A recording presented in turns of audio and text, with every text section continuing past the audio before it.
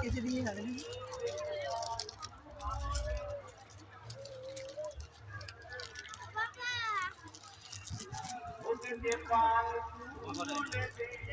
যাও দিয়ে এসো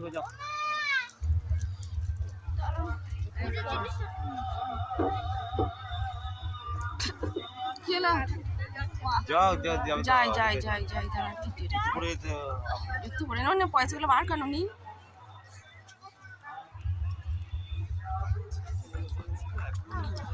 আয় আয় আয় জুতোটা খুলতে হবে আমাকে পয়সাটা দে